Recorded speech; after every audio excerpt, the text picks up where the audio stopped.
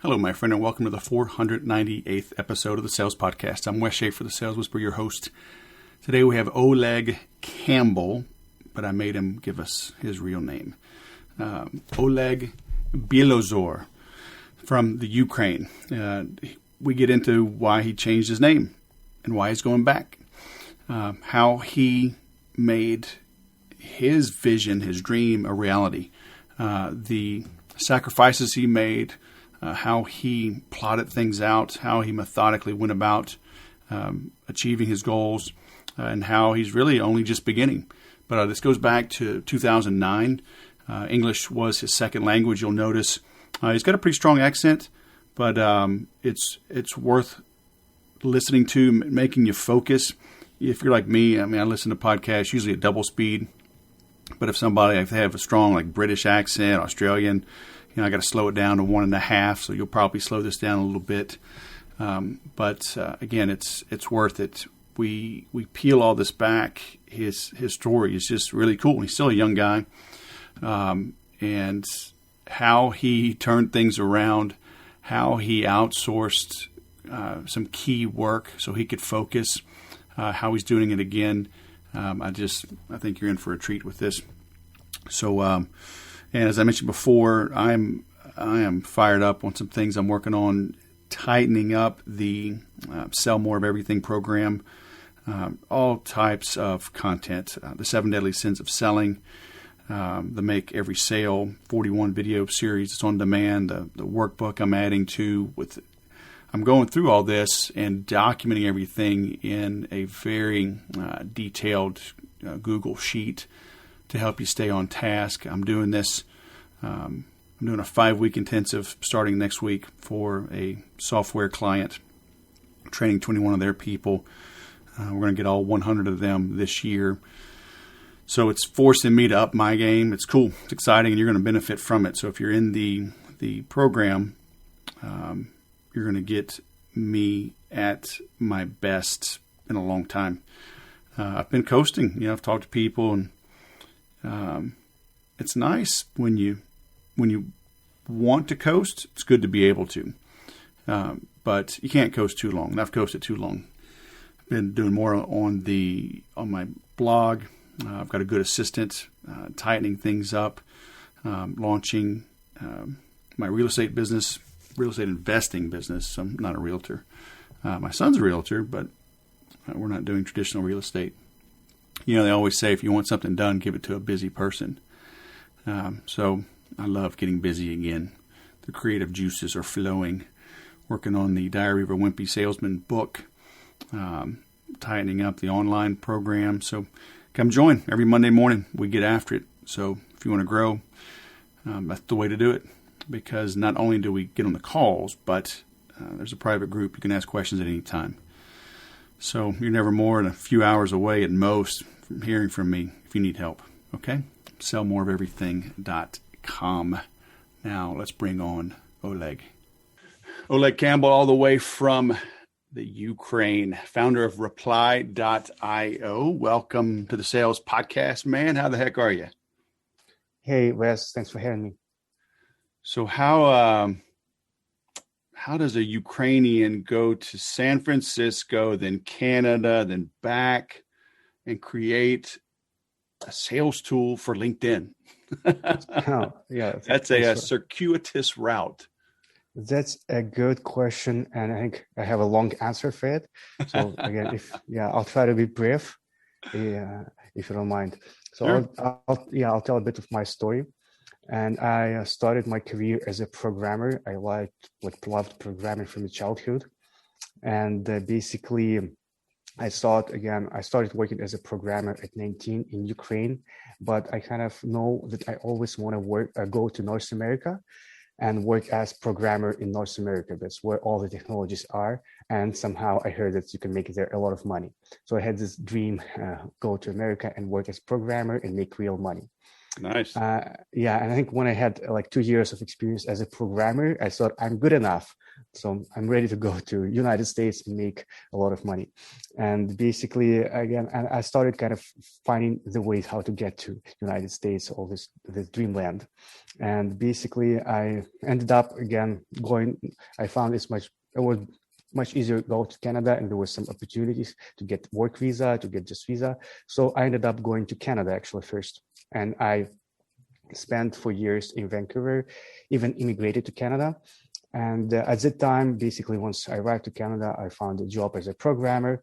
It was not easy to do, especially I arrived to Canada at the year of 2009, where it was a bit crisis, but I managed to find a job. At the same time, when I was looking for a job and working as a programmer in Canada, I want to do a business. I want to have create my own startup. And basically, at that time, I started going to different entrepreneurial events and try to get myself familiar with entrepreneurship, with business. And on one of these events, I met my future co-founder of my first business and basically started this adventure in business. Dang. So how good was your English when you came over to Canada? Another good question. I think everyone who comes to Canada or to America, when they come, they think that English is good.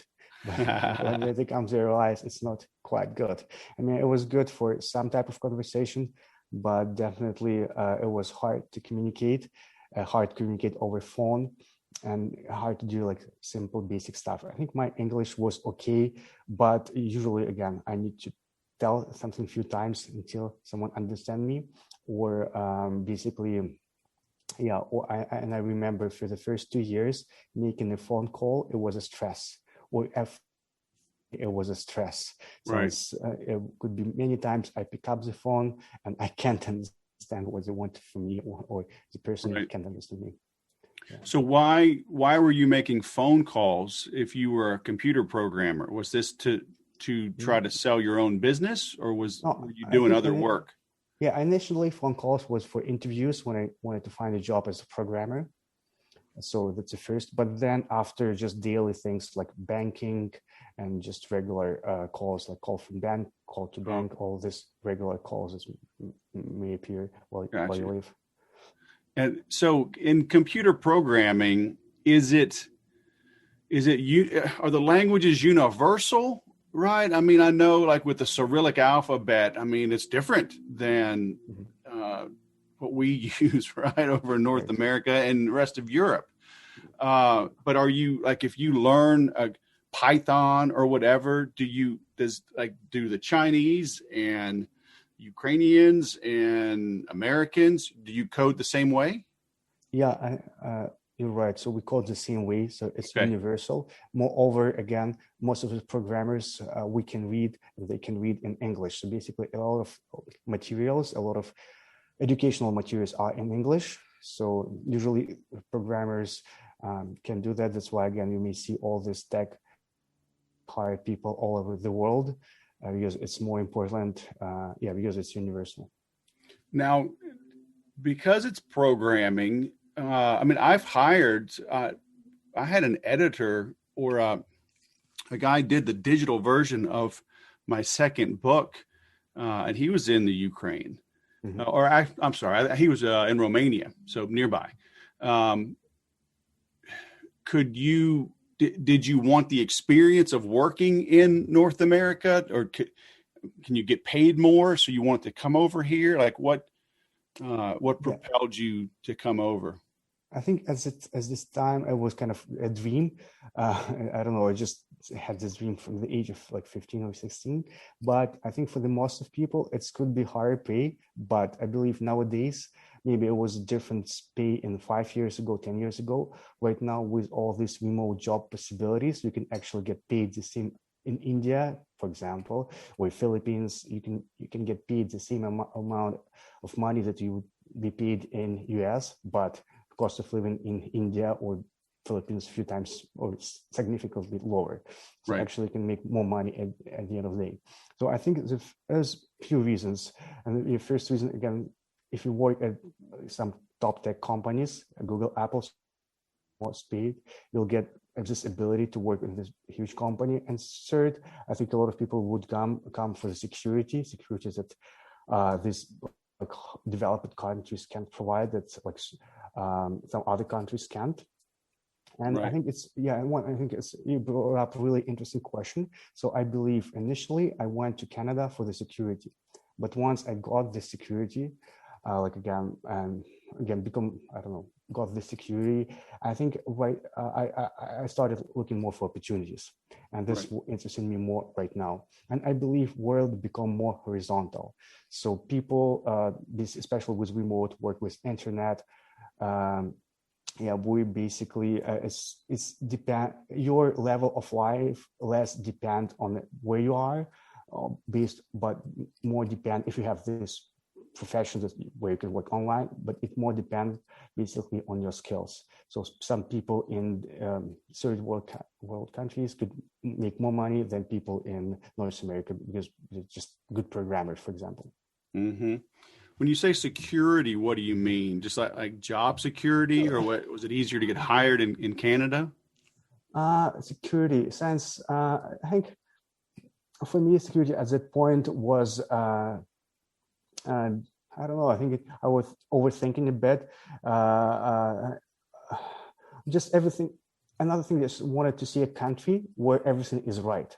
I mean, now I understand that even in the United States, not everything is right. But at that point, again, in my country, in Ukraine, you've seen a lot of things just done poorly, government run poorly, like everything is corrupted, bad police, bad medical system, and old, basically, everything is super old, right? So basically, security in terms of better protections, less like crime, etc. But I think it's all like very subjective right now as I look to this right now. Right. So did you have a job when you went to Canada, or did you just show up and start looking? No, I show up and start looking. Actually, that was one of my challenge. I didn't want to find a job as a programmer remotely. That would be too easy. So I wanted to come to Canada and find my way. Yeah, so that's what I did. Nice. So, I guess there's channels you have to go through. I mean, you have to apply for a work visa and all that. I think basically I got work visa right away. So there was a program, and it's not the reason why I went to Canada, because there were work and study. So basically you could apply to college. It's just language school basically. And you'll receive a permit to work as well as student permit. So this program, I suppose it's you study for 3 months and then work for 3 months or it was the beginning. So basically I had that. And how I found the job, actually, it's interesting story as well. Since I was sending resumes, no one was responding. And then I decided to make a fake job post on Craigslist to see the demand, to test the water. And in one day, to this fake job post that I pretended that I'm hiring someone on behalf of company, I got around 50 resumes from different from experienced people like who has 10 and 15 years in programming from all over Canada and US. So basically, I realized that I will not be able to find job with such a high competition through sending just resumes. So, so my way to find job was to go to all possible networking events to practice my English, to make connections, and eventually I found a job through these networking events. Interesting. So you you ran the ad just to see. I mean, and you know what? I'd say it's probably gotten worse, right? This was 2009. Yeah. Yeah. It's and I always tell people I mean, just sitting around emailing your resume out. It's like, good Yeah. luck with that. Crazy. And there's no networking events right now. It's tough. Right. So just good old face to face. So how long did it take you to get a job? Let's see. I think maybe 1.5 months, something like that, or I think up to 2 months. Yeah. But again, at the same time, I would need to go to school, so that was taking some time. I think on probably month second, I was able to find. a job. Yeah, but again, how I found it, I think again maybe good for someone who needed job. So I found it in a very small company. So basically, it was a boutique company, and there were basically it's much easier interview process, and basically they just need someone. And I was programmer. They just took me because I didn't ask much for pay, and I just show up, just met them on a networking event. So again, if you apply for job, you may start again from some smaller companies. That could be a possibility, and just easy entry level. How does somebody hire a computer programmer? I mean, what's the test? Do they give you a test? They hear, go code something? Um, Good question. So usually they would do an interview. First, ask what you worked on. Second, we'll ask you some technical questions based on technologies you work with, and they may give you test task. And I remember one of interviews they gave me test tasks, and actually I basically passed this interview because I did. Once they gave me the task the same day, I kind of did this test task and sent them back, and basically they appreciated that I did it right away and did it well, so they gave me a job offer. Very cool. So how long were you working for someone else before you started working on reply.io? Because you've had this company now almost 7 years, right? Going back to 2014? That's correct.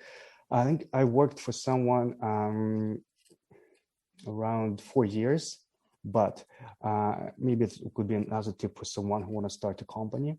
On my last job, so basically when I'm working in Canada, I started building company while I was working full-time after the job.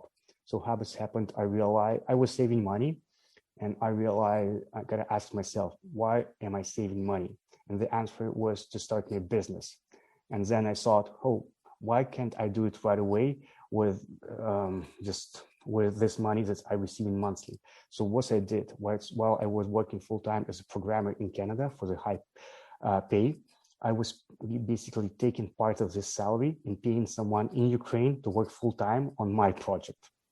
And at night, I was kind of, because of different time zone, at night I would manage this like programmer in Ukraine to build to the product. And basically that what I called at the beginning, it was just unlimited investment. So as far as I work, I could support building like my product.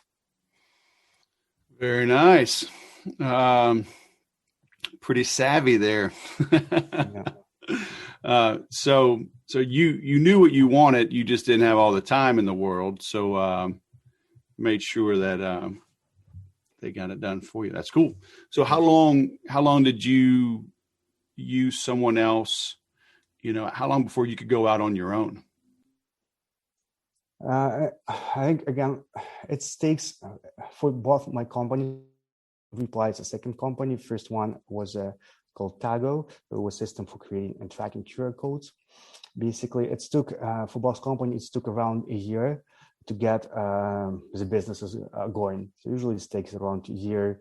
Sometimes it could be 9 months, I don't know, to build products that are ready for public.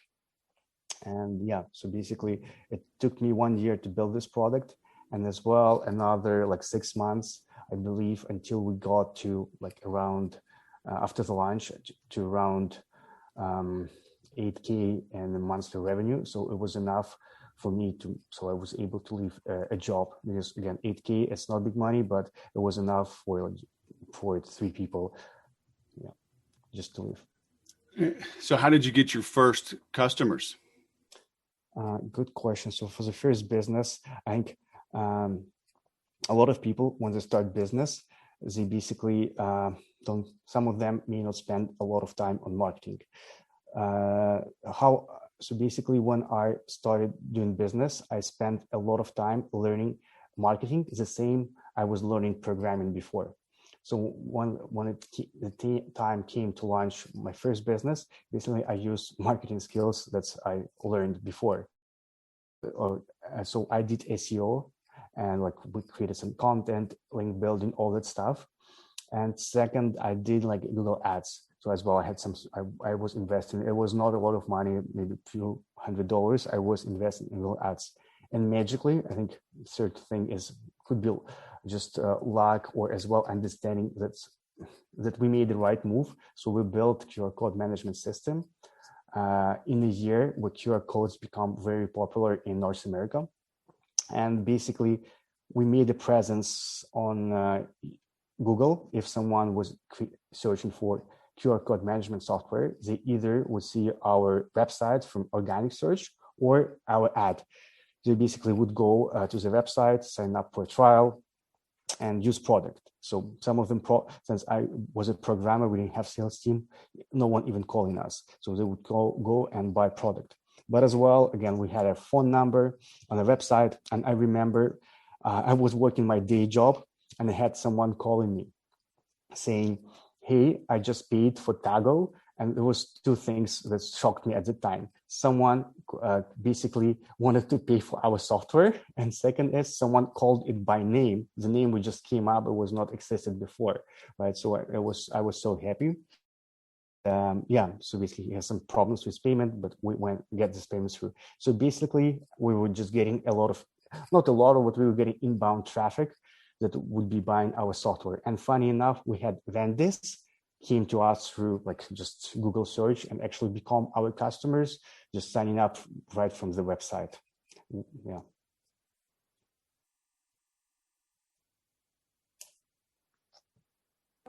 Oh, I was on mute. So that's cool. How did you decide what to build? Right. So you've launched a couple of companies now. Mm-hmm. How do you look around and go, okay, that's a problem that needs to be solved? Okay. I think the most learning I can find, I can share when I was looking for my second business idea, which is Reply. So basically with Tago, that was idea of my business partner. So basically somehow he saw that he had been to China, but he saw, I don't know where, that in China, QR codes are very popular and they everywhere. And he noticed that QR codes are appearing in Canada. So he said, hey, it may be a big thing. Let's build some. And so we built it around QR codes. But the problem is that it was become a big thing only for a year, and then trend went down. We may create like QR code track, like inventory system. Again, there's still some usage of QR codes, but it's very niche specific. And at the time, I decided I was not interested in building inventory system. It sounded a bit boring for me. So I was looking, since I've seen this basically Tago, what's happened, it's reached its level. So we reached like 10,000 in monthly revenue, $10,000 in monthly revenue, and we're not able to grow it further. So we were investing more in marketing, in SEO, but it was just not growing. We even wanted to hire salesman to help us sell, but we don't know who to hire and what this person should do, who to sell. So basically, I spent on Tago around 3 years, trying to first year build, and second, the third year trying to grow it. And then I've seen, again, all the efforts didn't bring results to grow it. So I decided to put it on autopilot and basically just don't work on the project. It will, again, software run, it's bringing us some money. I'll just collect money until it like die. And basically, and started looking for a new. It took me around a year to find a new idea. And I think that's one point here that, again, if you want to be an entrepreneur, you'll have all this crazy, all up and downs. It could be time where you will be very busy. It could be a year of just frustration trying to find new idea. So it was a year of frustration for me, just trying to figure out what I want to build next, playing with a couple ideas and trying to build some prototype. But eventually, how I built this idea, and I think this could be useful. I created a list of 10 things that I wanted to do if I have unlimited MasterCard, if I don't need to work anymore. So it was sport, it was some like vast medicine, or is like non-traditional medicine. There was sport, all of these different things. And there was on the list as well B2B sales. It was B2B sales because I had no idea how it worked. It was mystery field for me, and I was just interested to understand. And there were some other basically things then I looked at this list and I thought, what one of these ideas could bring the best, like may have the best financial potential. Someone may look to this list and say, what one of this basically field, which one of this basically field of interest may brings the most contribution to the world. So basically, I choose B2B sales, and for the next I think even for the next 9 months, I actually immersed myself into B2B sales. I learned everything I can on B2B sales. I even tried to sell, to become a B2B sales for one of my friends' startup. I was trying to do outbound sales for them. I realized how hard it is. Again, I learned a lot. So again, being immersed in B2B sales, I was able to kind of find the tool that kind of understand what tools are existing and what tools are missing. So I believe a lot of people, when they build their startup, they make this mistake. They build something that is already there, or they build something that no one is needed. So, and I basically, by doing this work, I understand, hey, I need this tool, and this is thing that I want to have in my process to make it more effective. And I see I need it, but I don't see anything on the market or really like done poorly. So basically, first I understood the market. Second, I basically found the idea and again decided to implement it and build product around it. Nice. So what's easier, being a programmer or a B2B salesman? Be careful how you answer this. No, easier to be. I think it's easier to be a programmer, and I can explain why. I mean, being a programmer, it was as well hard and frustrating at the beginning. Someone gave you at your job, someone gave you tasks that you have no idea how to do it, right? And you spend like nights and days and days trying to kind of build it, and it could be a lot of failures. You could overwrite the code, but eventually, again, you find your way out.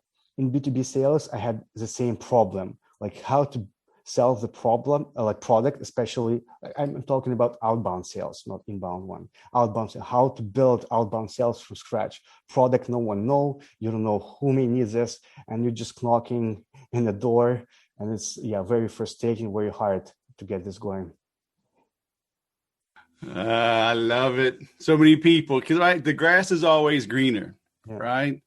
The developers, look at those salespeople. All they do, they go golf, they take clients to dinner. They're just dummies. They have it so easy. They make all the money. And like, come try it for a little while. And that's just make it look easy.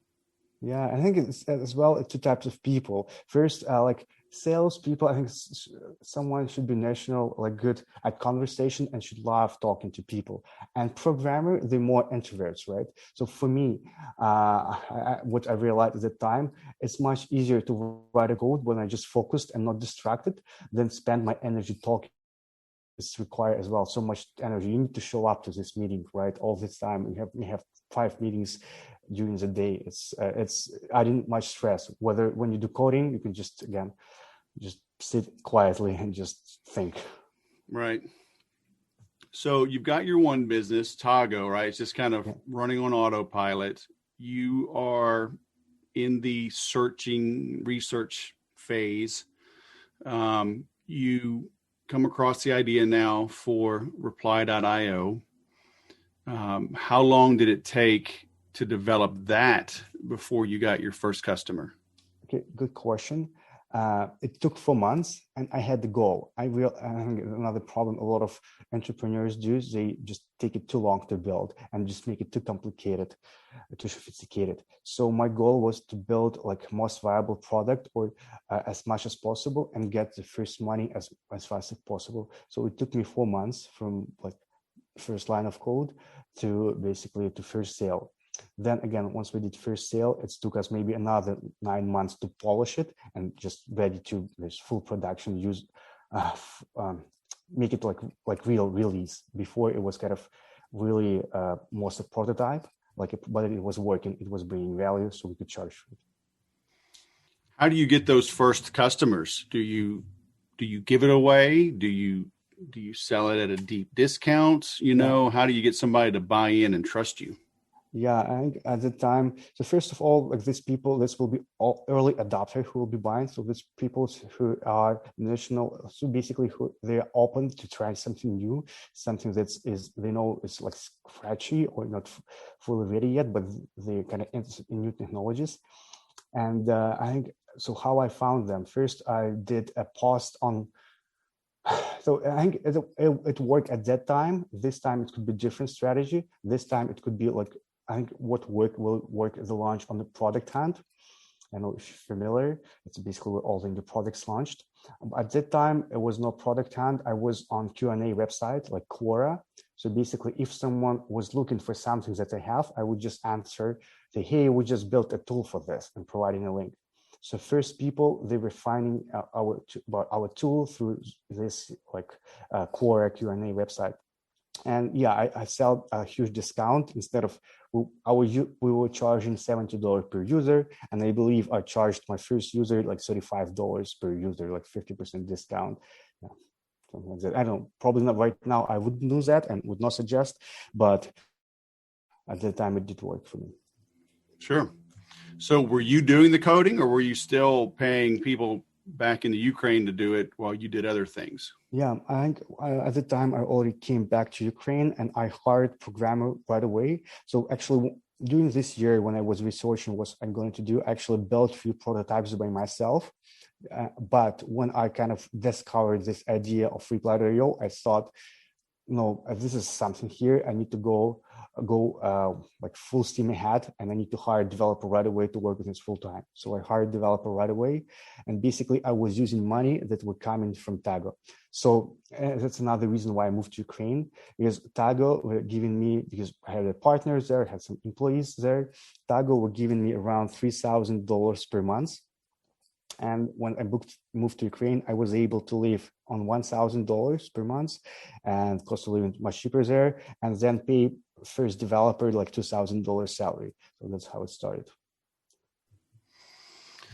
Very cool. Yeah. So you're developing this, you're living in the Ukraine, but the market was North America, right? Right.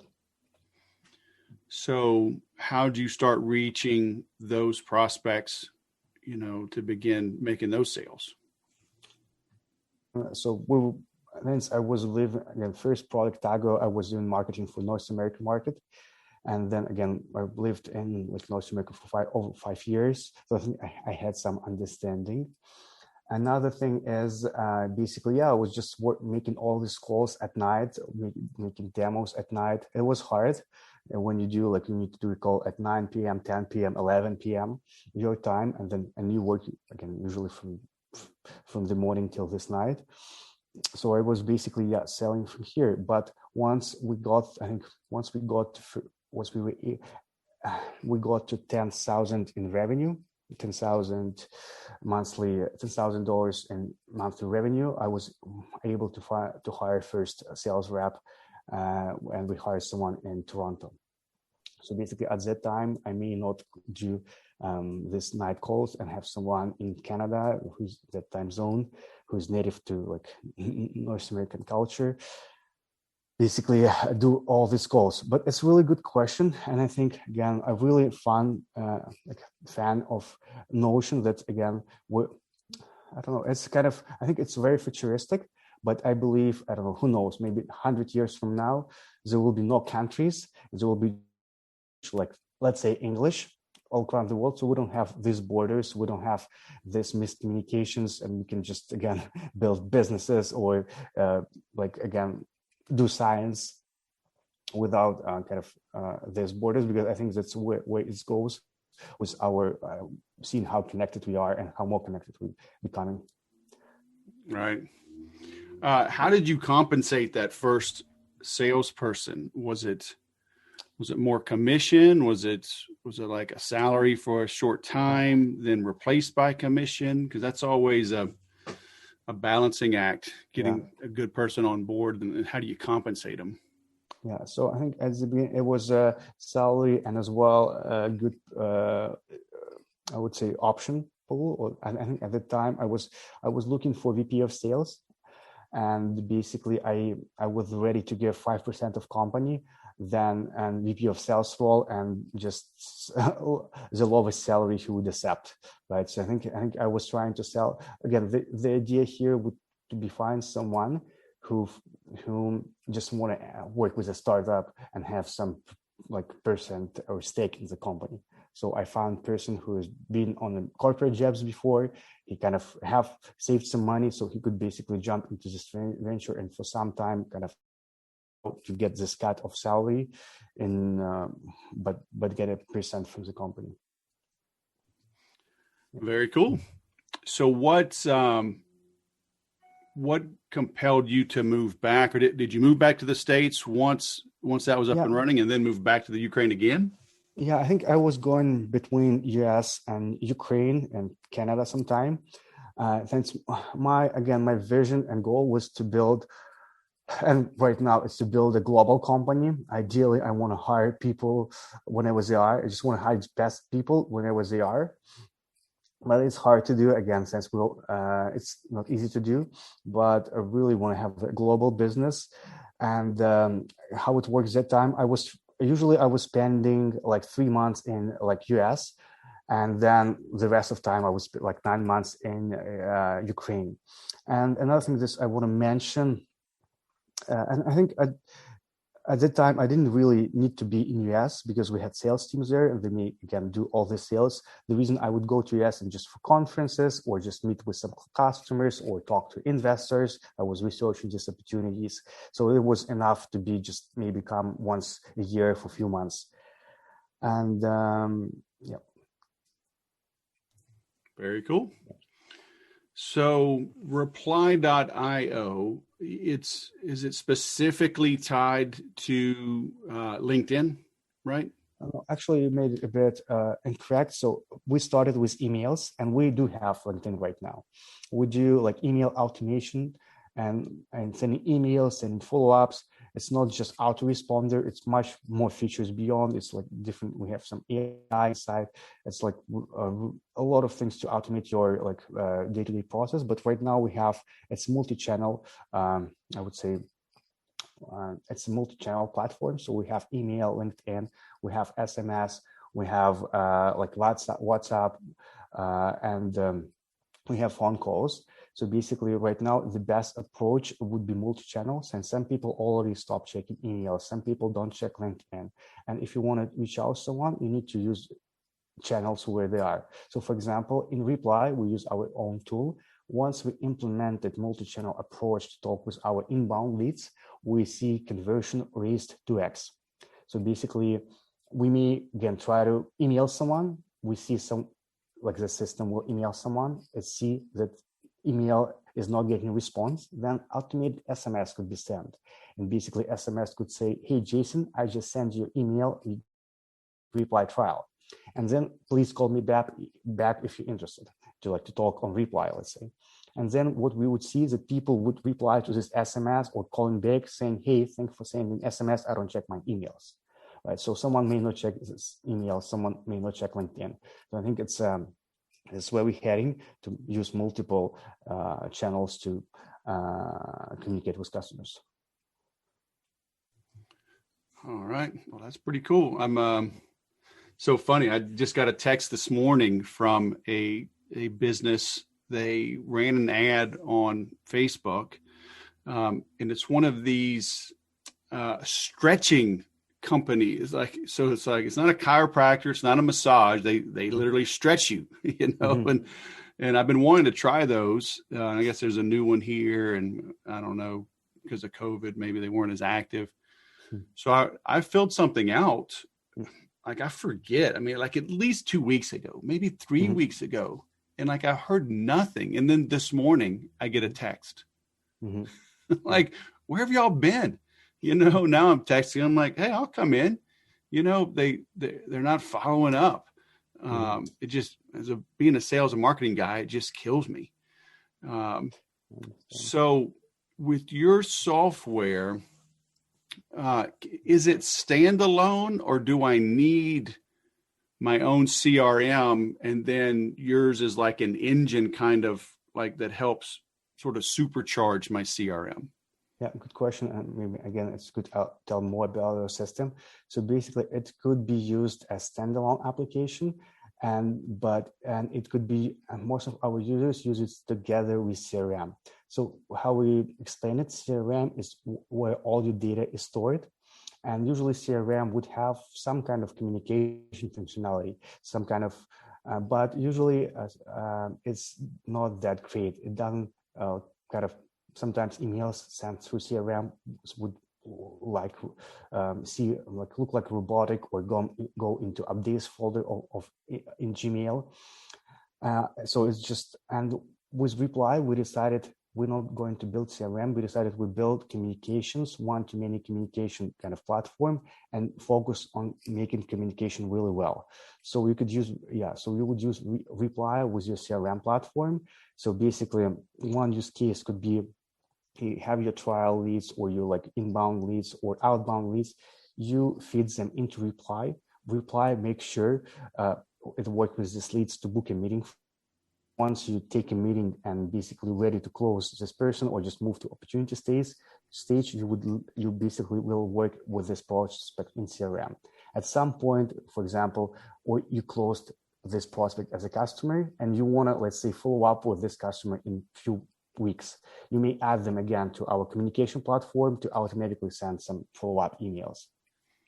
So basically, idea here is just have all communication in our platform and data still be in CRM. While again, I see right now it's a bit blurring. A lot of this software, like sales engagement software, like we are starting adding like CRM functionality, basic one. So I think again, we have it as well. So for some simple reasons, you could even use it as a CRM. But for more comprehensive big teams, I think you'll need CRM and communication tool.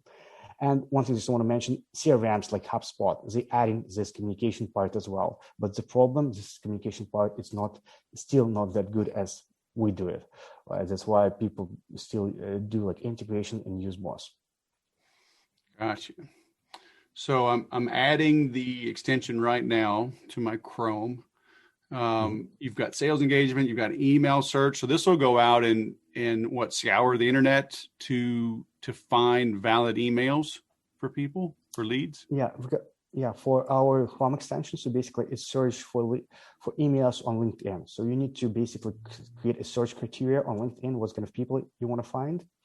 And basically we'll synchronize with LinkedIn and pull this list of people. Let's say you want to find VP of sales in San Francisco. So you make search on LinkedIn, you open our extension, we'll basically synchronize with LinkedIn. We'll just pull all these people names and find emails for them. We cannot guarantee 100% of emails will be found, but a lot of emails will be found. It also depends on the kind of industry region. And as well, we're working with right now on integration with third-party provider, which will help us find phone numbers as well. So once you basically found all these leads that you need, you could add them into Reply sequence. And then Reply could automatically send an email, send a text message, or basically in semi-automated way, since LinkedIn doesn't like full automation, you could basically send LinkedIn requests to these people. So basically we'll create a task for you. So basically we'll just pre-fill LinkedIn message and LinkedIn connect your template, but you'll still need to click a button connect. We'll just make it a bit faster. Gotcha. Very cool. Well, I'm going through it right now. I like it. Did I miss anything? Is there anything you want to point out or highlight that we didn't cover? Let me think. I think thanks a lot, Vas, for your questions. It's really in deep, and I understand as interviewers, maybe not easy to kind of come up with these questions. I don't know. I think I don't know. Maybe I'll share some tips that's maybe useful for the sales audience. Something that we find. Thanks, we use our own tool and we do the sales as well. Again, a few tips. So one tip was already shared, try to use multi-channel approach. Someone may not check email, check only LinkedIn. Someone may, again, don't like phone calls, but will be fine to receive SMS. And I believe systems in future will tell you what is preferred channel for this person. And right now, I think we're quite not there, but in future it will be. So first, use, again, communication with your prospect, use multiple touch points. Second, and I think it's basic in account-based selling. If someone is not replying to you from this organization, try someone else. But as well, what we found, there is a really cool tool called Albatross. There's different tools that would analyze what companies comes to your website. So right now, our whole outbound team, first what they do, they will work and research and find leads that came to our website. So basically we have names of companies that came to our website. And then we'll research these companies and try to find buyer persona in these companies and reach out to them. So basically, even if they don't give us email, if they just came to the website and left, we still can identify like what company has visited. And again, this shows that this company has interest, and we, again, and our solution could be a fit for them. So that's another point. Again, instead of just going first, obviously you should go after your inbound leads. And second, I think you should go after your website leads who didn't provide email. And third, only after you should go with your outbound strategy. And outbound strategy as well, it would be good to have some triggers and just not go just by list and on LinkedIn, but try to find some triggers. If you're selling, for example, software for sales, try to find companies that's hiring sales team right now. So basically, again, meaning they have some expansions, they may be more open to like try new technologies and use some other triggers. You could be many of them. It's like different technologies they use. Usually if they buy one technology, they may meet another one. So you may check what kind of technologies they use. So there would be another advice or recommendation. And I think, and maybe like third one would be, so in reply, we, like for example, we basically, I think that could be important for someone who's selling like online or like selling software product. In reply, basically, we want to be transparent with our pricing. And I hate like to hide pricing from website, but I understand if we hide pricing, we may make a lot of money at the end of the day. But for me, again, I make into business not only to make money, and the transparency is one of the values I have. So, but what happened if, again, you have your, but if you have your, let's say, so for reply, we have website, our pricing on our website. We have anyone could set up for a trial and play with the system. But this works well for small companies. But what happened, let's say if Coca-Cola comes to you, right? It's not the best process if someone from Coca-Cola go and try to play with your trial, have no luck with this, and probably you'll not be able you probably will not be able to engage with this person again in future, because again, if they came, they didn't understand how it's worked, probably they will ignore your emails, ignore your phone calls, since they already know the system. Again, they see you already. So for these people, you would need demo, and ideally you don't want to show them trial. You want to get them on a demo. So what we did in reply, and we kind of still experimenting with this. So we used Clearbit to identify company size, and when someone enters the email for a trial, so if we see that it's a smaller customer, we'll let them play with product and go with trial. If we see it's a customer, let's say more than 100 people, we basically would suggest them an open screen, like Calendly, to book a demo with us, to book we call it like discount. We call it just make it a bit fun, not call it demo, but call it onboarding session. And basically, we ask these customers to board a onboarding session. If they don't like, they can always chat with us and tell us, hey, I don't need this. Just let me into trial. We'll do that.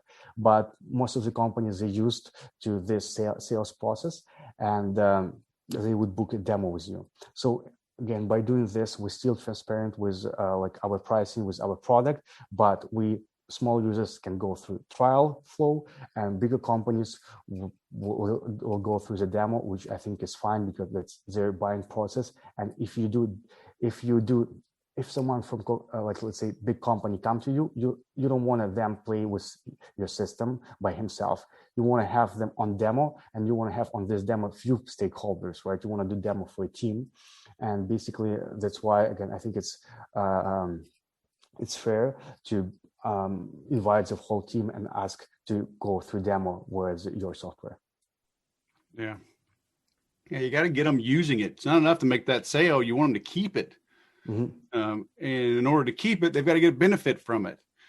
And so that's good. I mean, you got to think through, the old adage is we must enter the conversation going on in the mind of the prospect, right? What are they thinking? What are they struggling with? Where are the obstacles? Get a rookie, get your grandmother, to click through the software, see where she gets stuck. I think we all assume, we're smart and experienced, but we know where to click.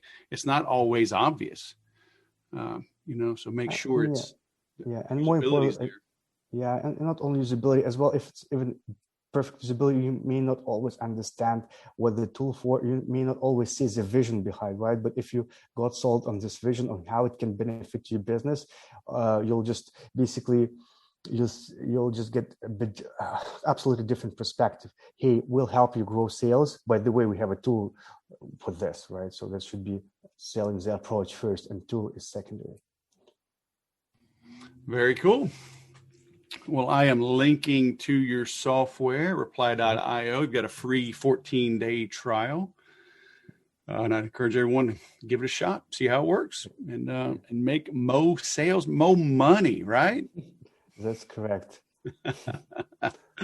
So how is it over in the Ukraine now? Is it locked down and totally crazy like the U.S. has been, or is it easing up?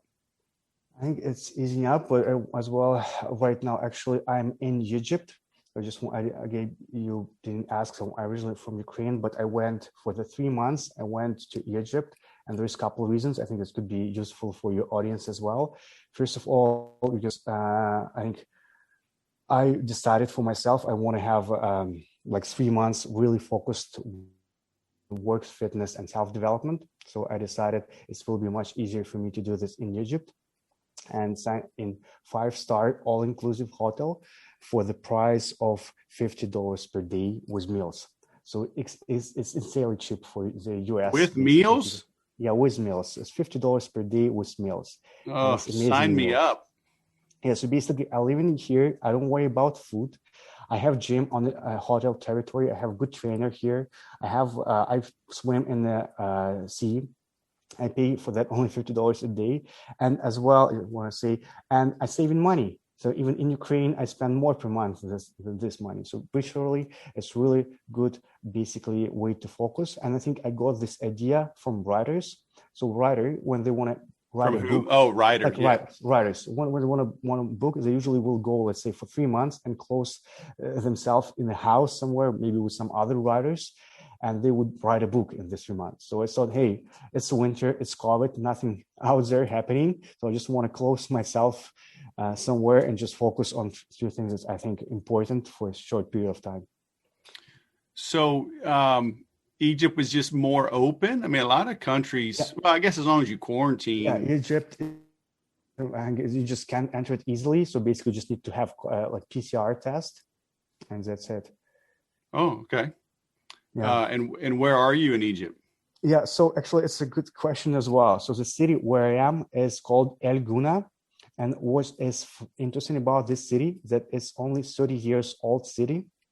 It's a private city, I can call it. Anyone can enter it, but the private meaning is they have their own security, and it's a city that's been built by like one company, by one architectural plan. So it's really beautiful city with well planned, with a lot of which beautiful like architecture, and it's considered as a resort, but a lot of Egyptians come here just for the vacation. But it's not like anything in Egypt. So basically, you have like a piece of Europe inside of Egypt. So because roads, everything is super polished, and where is it? Is it on the Mediterranean? It's close to Hurghada. I don't know if, yeah. So basically, it's close to this Red Sea. Oh, okay. Yeah, and it's interesting concept as well. I started researching this, and I think this interesting thing I found that in US there is already two private cities as well. There's cities in US that's been built by, and I think this could grow in future. So cities get built not by governments but by private companies, and it's interesting. Gotcha. So that's up close to what? Like close to the Gulf of Suez, kind of the northern edge of the Red Sea? Yeah, it's closer to the north edge. So it's close to Hurghada, which is, yeah. I'm looking at it right now. Very cool. Yeah. Oh yeah, that's so smart. Can you tell my wife and kids that I need to write a book, and I need to write 10 books. So I'm going to be gone, 12 books. I'll be gone 3 years and just live at a hotel with you. We hang out, we write code, we write books, we go swim. Yeah, let's do it. But I would suggest come here with family. And even with family, you can afford it. And I won't get anything done. No, makes sense. So how did you get there? Do you fly into Cairo and take like a regional or jet down, or is it? I think there was planes to too far from Cairo, huh? Yeah, so there's a plane to Hurghada, so you can go through Cairo. But as well in Ukraine, we have just because a lot of tourists comes to Egypt. So we have this kind of planes that could go like from Kiev right to like this Hurghada. So it's not a problem. And actually, it's a cheap flight. So for me, it's like $200 flight as well from Ukraine. I don't from US, obviously, it will be more expensive. But really, I believe again, I don't know if you work remotely, you could basically experiment with this. And I think as well as for me, I mean. Right, I should be honest as well. Myself here, I feel like I live as a king, right? In this hotel, people making food for me. But from the other side, I kind of realized that these people who are in Egypt right now, they don't have much choice about COVID, and all the hotels are half empty. So it's a bit depressing situation.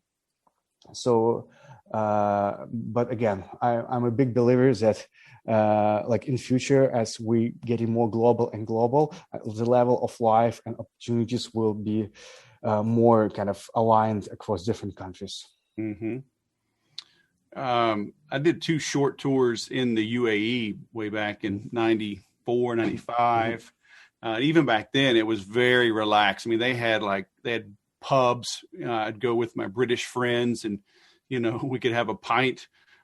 Is Egypt more relaxed like that, or is it a little more strict in its rules for Westerners? I think it's relaxed, but if you go into cities like Cairo or like again not that tourist place like El Guna, we may have a lot of basically people who would try to sell you anything, because again, it's hard to make money for people in Egypt. So you will see a lot of people who try to either trick you or try to sell you something. So it's a bit tricky. So you're getting attention if you're a tourist, and especially if you're going to non-tourist place like Cairo or some other cities. Yeah. I mean, can you order a beer in your hotel? Yeah, so we have all that. Yeah, so it's not in a hotel. It's or in El Guna, everything is relaxed. So it's a bars, pubs, so it's pretty open, pretty relaxed. Yeah, and a lot of people listening, I mean, they may not even realize, but a friend of mine, I had him on the podcast, but went to the Air Force Academy. He was younger than me, but he married. He was a pilot, then he became a reporter. He married a girl from the Ukraine, and he's been a war correspondent. He's traveled the world, but I mean, y'all are on a full-on war with Russia right now, right? That's right, on the east. Yeah, and how do you compartmentalize? It's because we're spoiled in the U.S., right? I mean, we had 9/11, which is obviously terrible, but it was a one-time attack, right? Pearl Harbor, hardly anybody's still alive that remembers it, right? Certainly nobody that's young. I mean, they forget it even happened. And even then, still one-time attack. Your war with Russia is what, 5 years going or more? Yeah. That's right. So I think it's been not super active. Again, it been active at the beginning, where a lot of people sadly died, a lot of soldiers and just civilians. But I think it was mostly on the first year. For the last 4 years, it's just basically it's just tensions there, and I think every month someone died, but it's not like very, how to say, it's not like. Where it goes like passive war. I don't know how we call it. So where we only everyone keeps their territory and have just some tension to be, but again we always living at risk. As in Russia may at one point want to just come back to more active kind of into more active war. Right. So it's kind of like there's always rumors. So when the Russia will do that, when that Russia right. is preparing, Russia is that, yeah. So yeah. So kind of like we never know. Like Israel, right? Just always ready. Yeah. Maybe some shooting, then it stops. So that tension's always there. Yeah, I think with Russia, US is balancing as well. I think it all goes. I think as well as the battle for world power as well, and US, Russia, China, we all balancing with that, right? So for example, if Russia right now took over Ukraine, this will be a treat for Europe, right? So if today they took Europe, tomorrow they'll take some other countries. So I think that's why and that's why we have a support, and we're thankful for that from countries like Canada, like US. They against redefining territories in this age, right? So this territory of Ukraine, this Russia, should stay the same. We shouldn't move it. And so I think if this conflict happen, it's just it's a global conflict. Could be. Yeah. Crazy times. But you're still getting it done. Yeah, we need to keep moving and go to Mars. So really keep moving. All right. Yeah. Well, when you go to Mars, just leave me the key to your hotel room, okay? And I'll just move in right behind you. just $50 per day, and I'll give it to you. Yeah, sign me up. Very cool. All right. So tell me, because we were talking before we hit record. So tell me your real last name and how you spell it.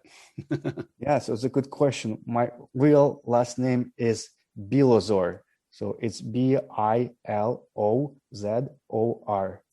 Bilozor. Very nice. So you'll be like John Cougar Mellencamp. All right. Right. So, do you know his music? Not really. You'll have to look him up because Mellencamp. I mean, that's like a long name here in the U.S. So I think his middle name is Cougar, but I'm not sure. He may have just kept that as well. But he went by John Cougar forever, and then he's like, I'm going to use my real name. So now you know him as John Cougar Mellencamp. Cool. So the same may happen with me. Like Campbell, it's me. Name I came up with when I was living in Canada, and now maybe I'll just come back to my real name. That's cool. Yeah, it's a global world, man. Make everybody learn how to pronounce your name and where you're from. Yeah, I agree. All right, Oleg, Reply.io founder, all the way from Egypt. Thanks for coming to the show, man. It's been great catching up. Okay, thanks a lot, Wes. Thanks for having me. Goodbye. All right. Have a good night. So I should have known this. I minored in Russian for a bit at the Air Force Academy and geography. And it's not the Ukraine. It's just Ukraine. But old habits are hard to break. I told you you'd like this. I hope you liked it. I love his story. I love his approach, just his down home, humility, willing to get it done. I love the way he took his pay and paid others back home because they were more affordable, right? They're less expensive to code, to execute his vision, whatever it takes. We had that motto in the football team at the Air Force Academy. I had it engraved on my ring, on the inside of my ring. Whatever it takes, get it done. We have some interesting times in this country. It's like the stock market's booming, cryptocurrency's booming, inflation's everywhere. The federal government says it's not, but go buy some lumber, go buy some gas, go buy anything, go buy a house. Cedar Park, Texas, a suburb north of Austin, up 39% last year. A friend of mine sold 3 houses today. We were up 20% in this area. Homes in all over Austin, in the Dallas area where my sister is, $200,000 over asking. It's crazy. So things are going up, but there's still people drawing unemployment. Still, restaurants are closed. Even when they open, they can't get enough staff to open fully. So there's just things that still aren't making sense to me. So plow ahead, okay? I think 2021 is going to be a great year to make a lot of money if you hustle, get after it, and you prepare. I think we got a hard rain coming, a hard reset. But if you've paid down your bills, you got some money in the bank, you got some systems built, some processes, some skills, whatever happens, you'll be ready. You can adapt to it. That's the beauty of becoming an expert. I watch my jiu-jitsu instructor, and he's just calm. Whatever you throw at him, he knows he can handle. I've been training a lot in the mornings. We've got a big group of beginners, and I've been going 2 to 3 days a week at 6 a.m. It's good to open up my day, first of all. So that's been nice. But making some friends, and it's easier on my old body training with new guys. It's kind of it cuts both ways. Usually the scariest dude in the gym is a brand new big white belt because they're just big and strong and spastic and just totally unpredictable. And, it's not a UFC fight, so we do have some rules, right? There's things you can and cannot do. And so when you play by the rules, when you're accustomed to playing by the rules, and you fight somebody that doesn't, it's actually pretty dangerous. So you got to be on your toes. But conversely, once they're there for a little bit, they calm down. They understand the rules, how we go about things. They're not doing any crazy holds and things that could injure your opponent, your training buddy. But once you get going, then they're easy, right? It's easy to, even with a big white belt, you can kind of have your way with them. So it's nice that I'm just not getting beat up as much, still going 5 and 6 days a week, but it's not 5 and 6, 100% crushing rolls every time. But anyway, I like going with these guys because whatever they throw at me, I know I can handle, and that's with just 4 years of practice. So I've been in sales 24 years, on my own for 15 years. So I'm pretty well positioned, to pivot, as they say. But it's from a lot of ups and downs. Okay, there's no real shortcut. So if you're worried that a year from now, 18 months from now, things are going to shift for the worse, then get ready. You have a year, 18 months, 2 years to prepare. Okay? I appreciate you listening to this. I hope you take action, though, from what we talk about. I hope this interview with Oleg inspires you to launch your own software, hire your own overseas assistant. Whatever. Get something out of this and apply it. Okay? If you need sales training, if you need business coaching, if you need leadership coaching, you need marketing help, you need the right CRM for your platform, for your company, you need the cadence built out, the sales enablement tied into from marketing to sales, let's talk. All right, that's what I do. If you want the on-demand stuff, it's makeeverysale.com. If you want live training with me every week, then that's sellmoreofeverything.com. All right, invest in yourself in a year and save yourself a grip. Thanks for listening. I'll go sell something.